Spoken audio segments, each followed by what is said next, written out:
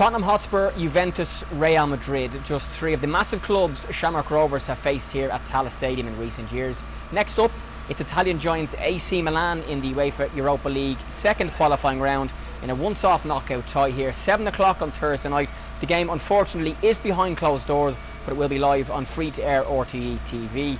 In a few moments we're going to hear from the Shamrock Rovers head coach Stephen Bradley and midfielder Jack Byrne.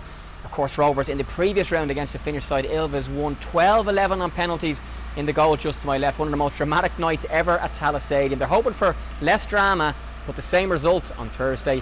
And the first player I spoke to is Graham Burke. So Graham, firstly, let's look back on the previous round. You watched the penalty shootout from the stand because you've been taken off, haven't scored in the game.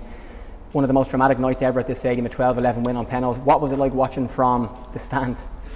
It was nerve-wracking, but we've had experience of that only recently, playing against Dundalk, and we were quite confident in a way because we knew I'd get one. Just we didn't think it'd take him that long to eventually save one, but he had chances to save some, and if you look at the standard of all the penalties from us and them, it was a brilliant standard, as in I think I was pacing the stands when one by one, because the longer you go on, you think it's just someone's going to miss, whether it's us or them, and Al comes up with a brilliant save, and then Joey comes up to put us through to this round. So the draw comes out and you're drawn at home to AC Milan. What was your thoughts then, and what's your thoughts now that you've had a little bit of time to prepare and think about Thursday? Well, obviously when the opponents came out who we were facing, you're thinking I was surprised to even see AC Milan's name there, but I knew from when I seen the three teams that AC Milan was going to end up coming out of the hat. Listen, it's an unbelievable thing to say that you're playing against AC Milan, the calibre of club that it is. Remember being a kid, I'm a Liverpool fan, watching them play 2 Champions Leagues against Liverpool, and obviously it's not the same team, but listen, it'll be an unbelievable team that we come up against, whether big name stars play or whether who plays. But listen, we'll have to be right at it, and we'll have to be disciplined in every aspect of our game. Yeah, you've played in so many big games in recent years for international level in the UK and for Shamrock Rovers as well. How does it feel preparing for this one and to play against such a big club at home in Tallaght? Does it feel much different to any other big games you've played in? I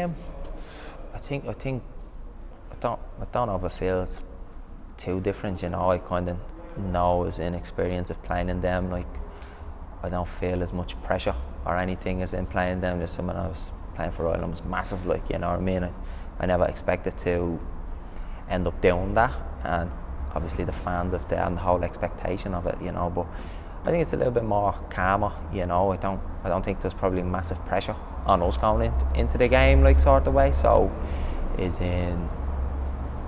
we'll go out and put our best foot forward, and we're obviously going to have to be compact, we're going to have to defend well, and if chances come our way, we're going to have to take them. Yeah, as a kid, when you were watching those Champions League finals, supporting Liverpool, watching AC Milan, the likes of Ibrahimovic, Maldini, who's now their technical director, who said this week that they're concerned about Shamrock Rovers, you could probably never have thought that a few years later you'd be playing them in a Europa League game.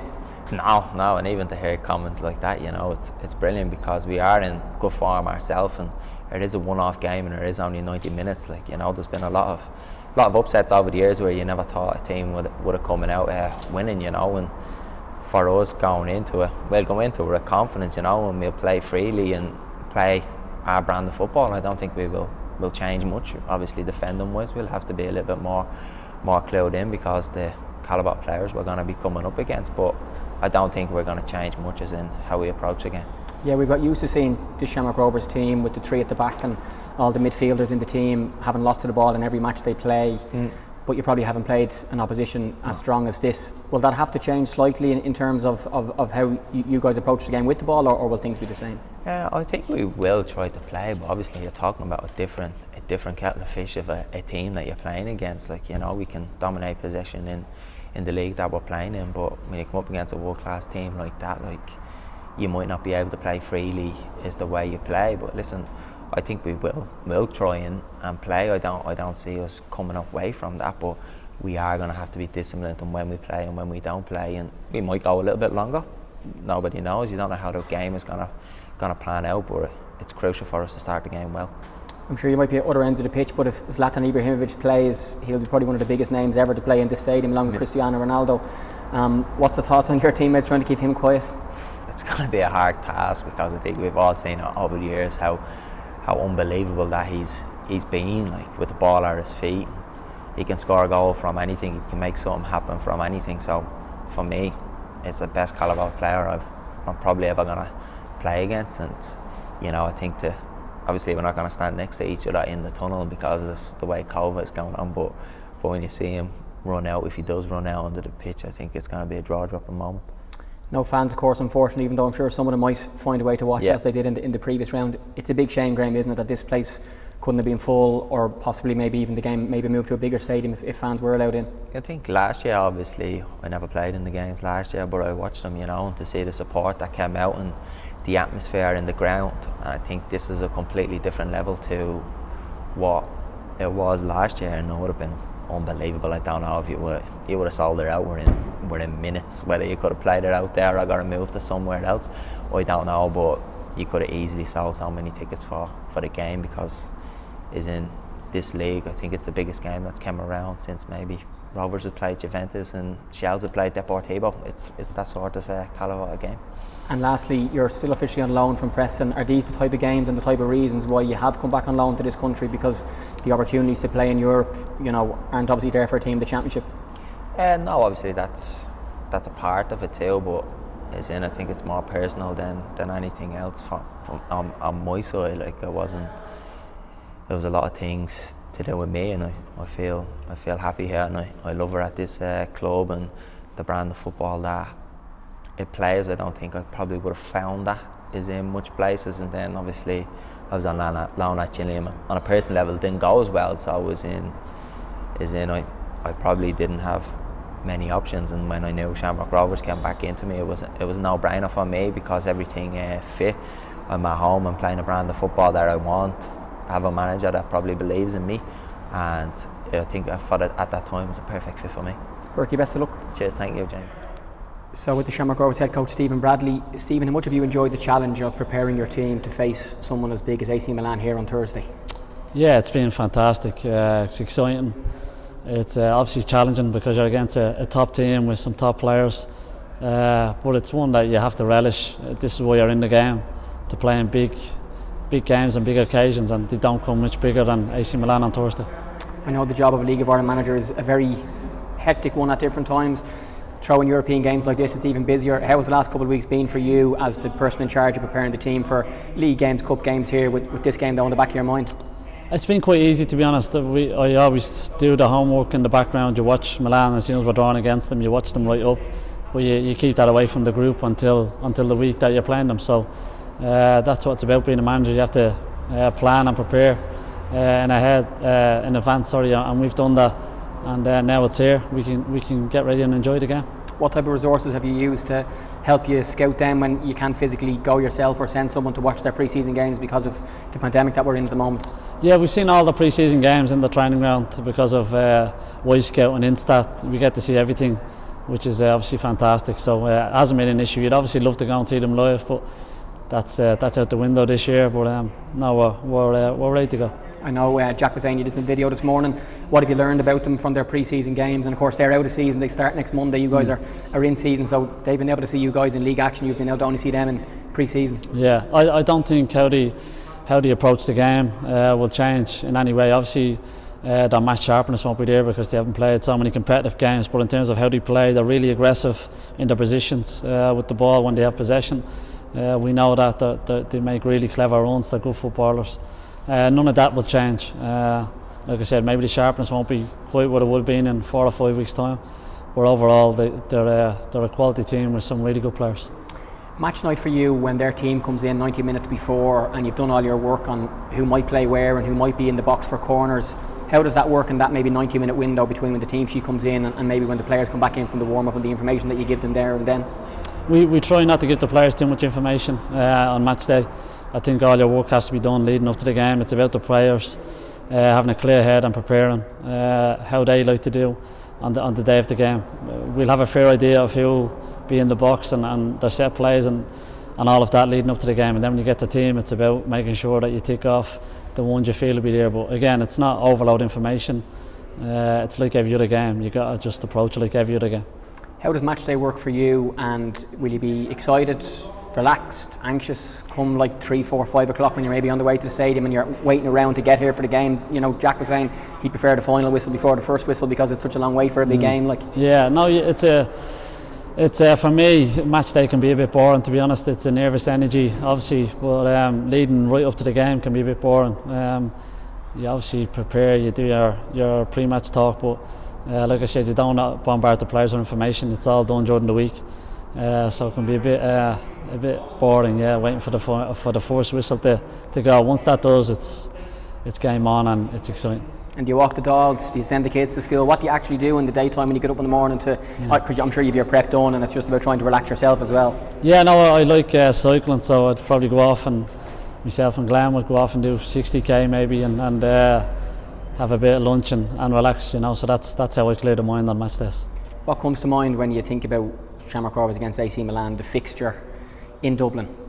The draw's happened and it's now very, very close. Yeah, look, it's fantastic. The two really, really big clubs. One is a massive club in Ireland, and one is a joint in European and world football. You know, so to bring them to Tallaght is a fantastic occasion. Just good that we can't have our fans here to witness it live, because they deserve to be.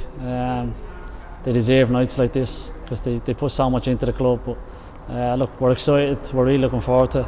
It's going to be a difficult game, but one we're looking forward to. Yeah, I put up a tweet when the draw came out that I thought if fans were allowed, maybe the game would be in the Aviva at 52,000, and a lot of Rovers fans were getting back, no, Tallagh's our home. If it was in Dublin, it'd be in Tallaght, maybe with an extra stand put in and 12,000 here. They won't be here, unfortunately.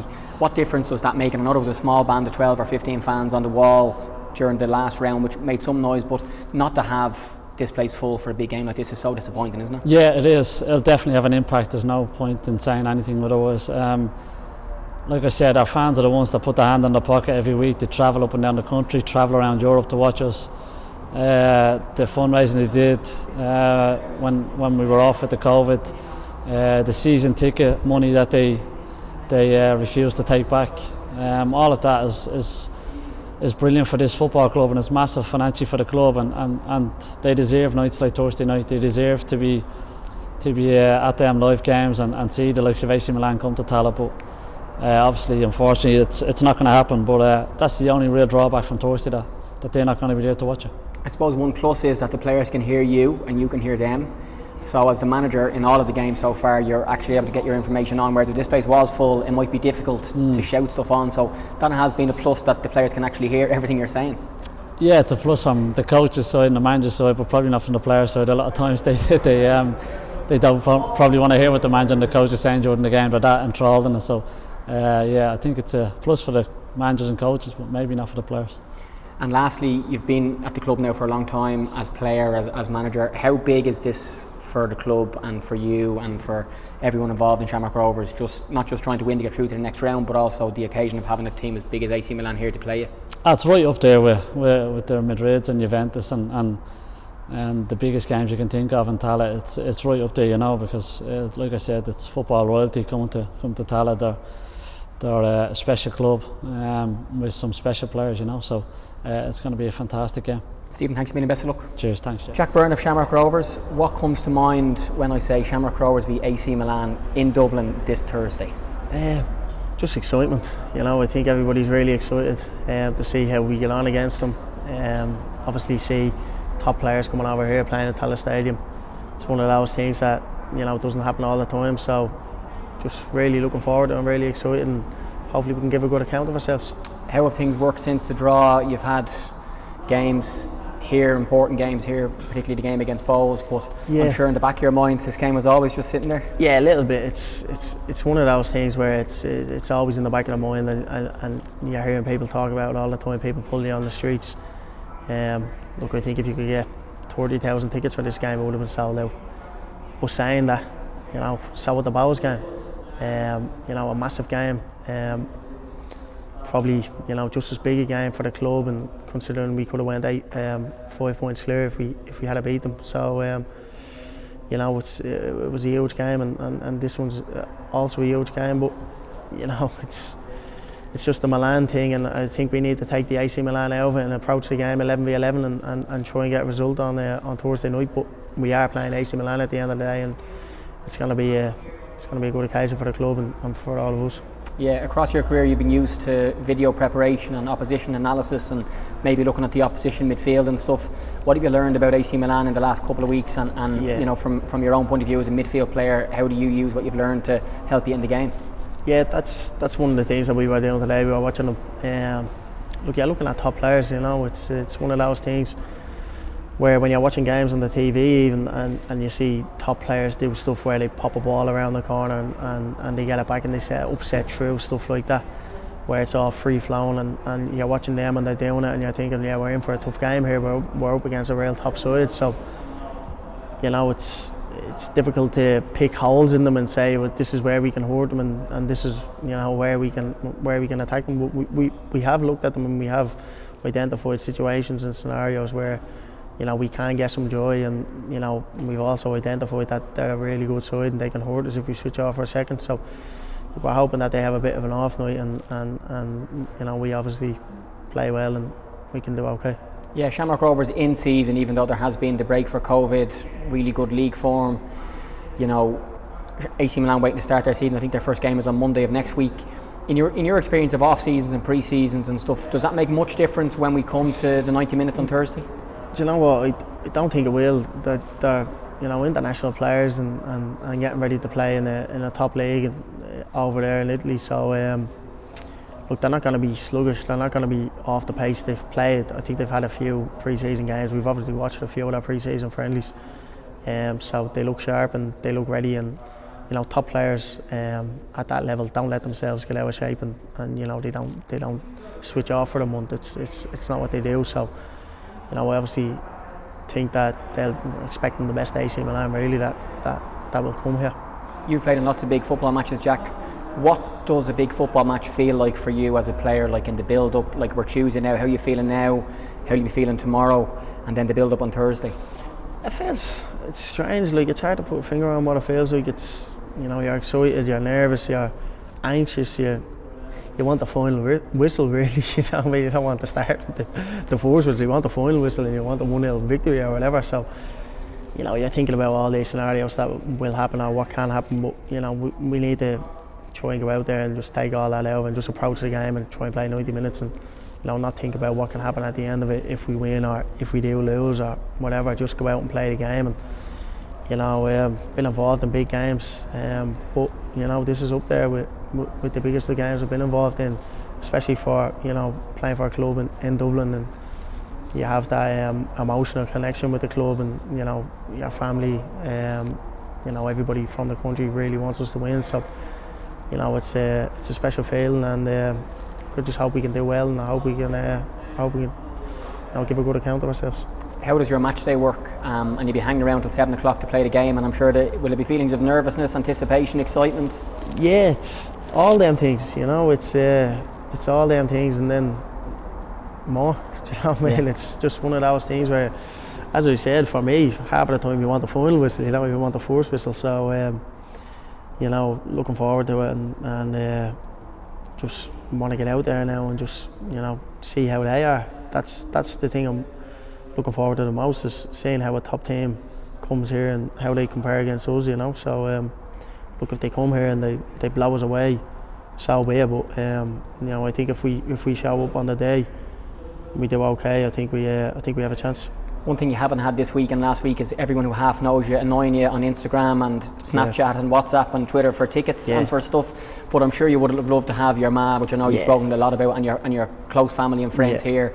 That's the distraction that won't be there, but the Shamrock Rovers fans won't be here to cheer you on either. Yeah, that's true. I probably would have rather everybody ringing me for tickets, you know. I mean, everyone hounding me phone over this week for tickets because we haven't had that, obviously.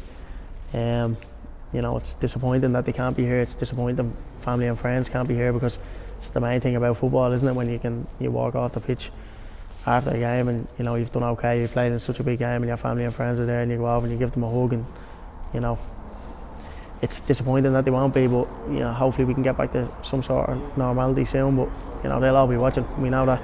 And lastly, I asked Graham the same question. He's back on loan from Preston, and one of the pluses of being in this league is European football, and you could probably be playing in the lower leagues in England, you could probably be in Europe. but you're not. You're happy to be here. You're happy to be playing here and playing very well here and being in around the Ireland squad here.